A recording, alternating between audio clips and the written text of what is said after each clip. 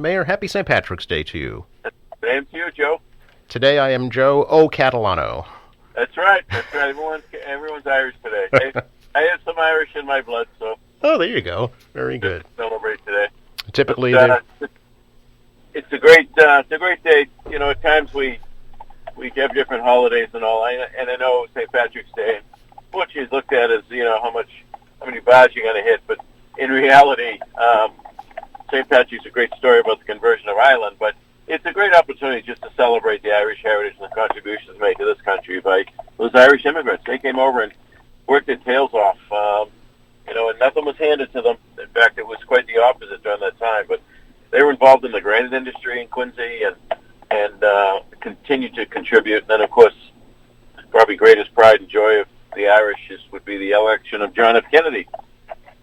So happy on St. Patrick's Day to everybody. Yes, typically here in the city there would be a roast of sorts. Unfortunately, nothing like that. Anything virtually that you're aware of? Not that I'm aware of. I intend on stopping by Cronin's Pub today for lunch to say hello, but no, those big celebrations just not going to happen with the restrictions still on. Sure. Now, there may be something underground that Belotti's pulling off, but I'm not aware of it. Now, that wouldn't surprise me. Not at all. In fact, I'd be shocked if he didn't have something up his sleeve. That's correct. Speaking of Irish men who've contributed, Congressman Stephen Lynch was in the city earlier this week to announce the American Rescue Plan, and $46.3 million for the city, I would assume, would come in handy right now. Oh, absolutely. I appreciate the work of Congressman Lynch. We don't agree on everything. I had a discussion with him about the Equality Act, which I thought is just foolishness in some ways. But he's always available. He's always picks up the phone. We talk about a lot of issues. And, again, he was asking our opinion on how the money should come down. And some of the temptation in Washington is to dictate to every city and town how to spend it. And, every city and town has different needs, has different priorities. And so I'm grateful that we're allowed to use it for the revenue shortfall, because that's the main issue right now that we're dealing with budget-wise. So, almost half of that will go towards stabilizing our budget, because we had to tap reserves. All the revenues are down, understandably so. People out of work, they're having trouble paying their bills. So I'm grateful to him, and certainly looking forward to the next chapter here. And hopefully the next chapter of the federal government will be a major infrastructure bill. That was being talked about, as you may recall, well before the pandemic hit, and then the pandemic hit and everything got put to the back burner. And of course they had the COVID relief bill last year, which was a big help on all the expenses that related to COVID. So again, appreciate Congressman Lynch's support on that, and certainly the delegation in Washington. I know Senators Markey and Warren also supported it. And I know there's people out there that don't necessarily agree with it, and I don't agree with all parts of this bill. I think that there are certain people in need, out of work. They should be getting help, but across the board checks to a lot of people, I don't know. But you know what? You can't be happy with everything. The old saying, Washington making laws is like watching sausage being made. It's just, there's so many opinions. It was such a vast country, and so many different parts of the country are so different. And I don't mean liberal conservative. I mean just culturally and priorities and what's important. You come up to the Northeast, education is one of the most important issues. That's not the case in all the states, So anyway, back to the point, grateful to Congressman Lynch. That's going to come in handy stabilizing the finances of Quincy. And you know what? If you're not financially stable, there's nothing else you can do, Joe. You try to do, whether it's programs, building schools, whatever the case may be. Unless you're stable, you can't tackle those things. So I'm grateful. What can the other half of the stimulus be used for? The other $23 million? Yeah, we're going to be watching closely. I mean, there is. It's a big bill. Mm-hmm. It's, I don't know, hundreds of thousands of pages. So we actually have team members going through it. We're waiting for the guidance from the state, because it's direct to the city, but it is coming through the state. And I believe Division of Local Services are going to issue an executive summary with it on the guidance to spend it. So I know that there's some infrastructure in there for sewer and water. There's still COVID, if you have things related to COVID. For example, if we have to do some more work on HVAC and to our schools and things, that would be eligible. You can't use it to do some reoccurring budget item that you normally would have out of the regular budget, and you can't use it to offset property taxes. That's clear. But, it seems flexible. We're working through the language, and we'll see where it goes. But we're allowed to use the money through 2024, so I certainly don't want to blow it all in 1 year. Mm-hmm. The congressman mentioned specifically there is money for restaurants. I'm sure you've heard from many restaurant owners here in the city wondering how this might help them. Yeah, absolutely. We're trying to glean through that. Sure. And, there's other... The $46 million was one issue. Then there's another part of this bill for education. There's another part of this bill for small business, restaurants. Mm-hmm. So there's a lot of pieces to this. That's what we're trying to figure out. But yes, they've been hit hard, as we know, and they certainly deserve some help. So it'll be interesting to see how that manifests itself. Sure. Can you maybe give a little update on the effort to vaccinate seniors here in Quincy, Mayor? I know your administration made a presentation to the City Council this week.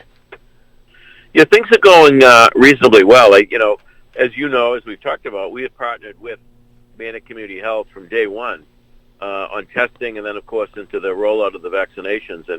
And we're using and continue to use 180 Old Colony Ave, which the city bought for Future Learning Center, and that's worked out extremely well because of the resources and the obviously the space restrictions that the current man, and it would have been very difficult to pull that off in their own facilities.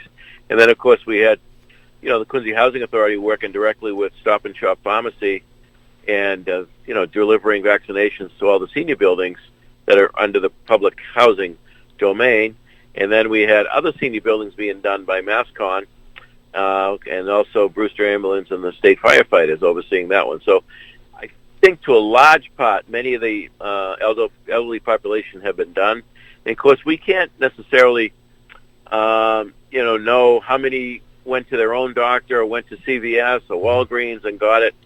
So, it's, we can talk about the data as far as what we distributed with Manit, but a lot of people in the city have gotten them other places. They've gone to mass statewide sites, down Gillette and other places. So I think we're making great headway, and it seems to be that the registration for seniors has dropped way off. They're still doing seniors, but not to the level that was happening just a few weeks back. So I think we've made great progress. Yeah, the biggest issue, it seems, is the supply does not meet demand right now. That's exactly the issue. There's no question about it. I mean, the governor's taken a beating on that issue, and I really feel for him because it really is about the numbers coming to the state. The old issue of supply and demand. Mm-hmm. If you had to pay for the vaccines because of that issue, you'd be paying huge money because of the old American way of capitalism. That's right, yeah. But the reality is, we can only pump in the arms what we have available, and that's so I think that's been a little bit unfair. We've done over 200 educators as part of this latest round for our school system. So I think we're making good progress. I really do. Yep. I know the hope was to get 4th and 5th graders back in the classroom starting next week. Is that still the plan? On Monday, that's still the plan, okay. Absolutely, and rolling right into middle school and the rest of the high school gang within a few weeks. So everyone should be back. The studies have shown all across the country. In fact, locally, Joe, we've had more kids get the coronavirus that are on remote that have gotten it that attend school. So there is no evidence that there's any breakouts in the school situation or the school environment. So I think it speaks to that. Hey, let's get back. Let's get these kids in. And I don't think there's any replacement for in-person learning. Now I know it's not going to be smooth. Some kids, the teachers are going to be changed, and I think those are legitimate issues, but I think we've got to be cognizant of the big picture here. Yeah. Kids need to be in the classroom for all the right reasons. Is it? Will you be reducing to the 3-foot spacing, or would it stay 6 feet? That's the plan. Okay. It would be the 3 foot, and also the masks being worn, sure. And obviously common sense throughout the day. But at the 3 to 6 was something that was talked about early on. Out of caution, we adopted the 6 feet. But again, it's clear that we're not having these breakouts in schools. So some schools it may be 3, some it may be 4 or 5 feet, depending on the kind of room we have. Yeah. the amount of capacity in the school. Can we talk a little bit, Mayor, about the plans for the new public safety complex? It came up at City Council this week. Some councilors are expressing some concern about the cost and wondering if there's any way to lower it without impacting the quality of the project. How do you feel about that? Well, and we'll certainly look forward to the continued discussions in committee. We've got all the experts on this. You do these projects every so often, and I look at this, we're building a 100-year building. When we did City Hall in Coddington, City Hall was 150 years old. That's the first time the roof was replaced because it was a slate roof. So you can cheap down a project and put an asphalt shingle on it, for example, and in 20 years you're going to be replacing the roof again. So, these are big projects. Yes, it's a big number, but I look at the missed opportunities with some of the other construction projects, with all due respect to my predecessors. The police station was a disaster, that addition. It never functioned properly. It leaked. There was all kinds of issues with it right out of the box. We took the cheap way on that way. We paid for it. Look at us today. If they had done a brand new station out back then, it probably would have been a third of the cost of what it is today. So I don't want to make those same mistakes and people down the road saying, why did they do that on the cheap, So it's a building for 100 years. It's going to have all the up-to-date technology. It's going to serve the public much better than that current building. And it's going to look nice. Why not have a building we build that we can be proud of, unlike some of our municipal buildings that have been built over the years. So I think every expense in there is defendable. That doesn't mean along the way the council may feel differently, but we'll work through these things and take it a piece at a time. I know there was some questioning on the copper roof, and I go back to that argument on the roof. City Hall and Coddington were slate and copper, as were most of our original school buildings that are still standing today, as opposed to some of the more 50s and later buildings that we've had a lot of issues with.